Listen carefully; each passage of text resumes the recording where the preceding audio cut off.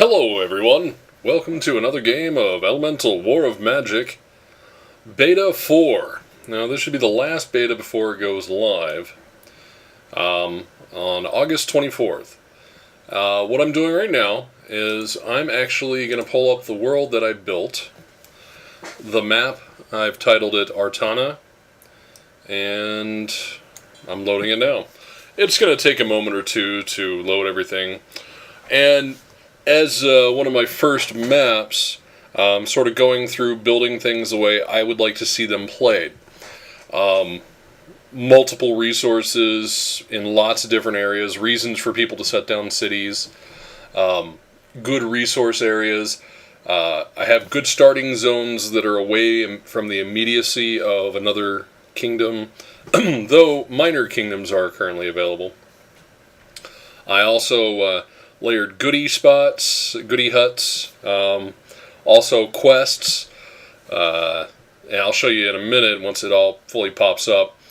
And then I put in some resources that I thought would fit thematically. So if there's forest nearby, I have placed down old growth forest. Makes sense. Mountains and hills, I threw down mines for gold and ore. I put food in places where it'd be interesting to find. What else? What else did I do? Oh yeah, I went through, I placed various shards. I put down a couple of the shards themselves. I think one or two per, maybe three per continent, and I have 3 continents. So that way there'll still be resources worth fighting over on that continent. And then I layered beaches all around. So right now you're probably going, wow, this is a really long-ass loading screen. But clicking on loading does nothing because it's actually loading. Because it's taking into account everything that I did. I hit cancel, and this is what Artana looks like right now. This is Artana. You see the 3 continents. You got the northwestern, or the northern one here. I sort of have these 2 as the central nations, and then these 2, or this one here. And then if you zoom in, I also randomized the actual starting location. And notice how smooth it is, as it's just flowing in. Now I have a personal, I guess you would say almost a belief, that resources after an apocalypse, like a devastating world apocalypse, they're not going to be rare. They're actually going to be relatively common. But it's a matter of where your society, got its start. Are you one of the people to get your start right here? No, because this is NPCs. M for NPCs, Q for quest, G for a goodie spot. Let's see, you got gold, bees, refugees, wild game. I put these things in places that I thought would make sense. Horses, and then you kind of look for the actual starting spots on the map. So you got a starting spot here, but then I also made sure I would normally place down more minor locations, sort of minor factions, but there was only like 8 or something like that I saw, and I didn't want too many duplications, so figured that would make sense. Over here, got another random starting location, and up here, see, my belief, like in this case, here's a good spot, here's a good spot, and here is a good spot. You have the freedom to explore and basically lay down your civilizations. Then I have one over here, and here, this is a good starting spot. It's got resources nearby, a lot of key things, but it also makes sense to have a person expand outwards. And in that particular case, you got one here, a starting spot there, starting spot here, and a starting spot over here. The one thing I would probably want to make sure before I would click off on this and say, this is it. This is my final map. I'm ready to go. I would probably make sure that each location, besides having a starting food resource nearby, also, I don't have them always having gold as their starting thing, but to me it makes sense that gold would be somewhere nearby. It's just the luck of the world, but, we gotta make sure the players are having a good time.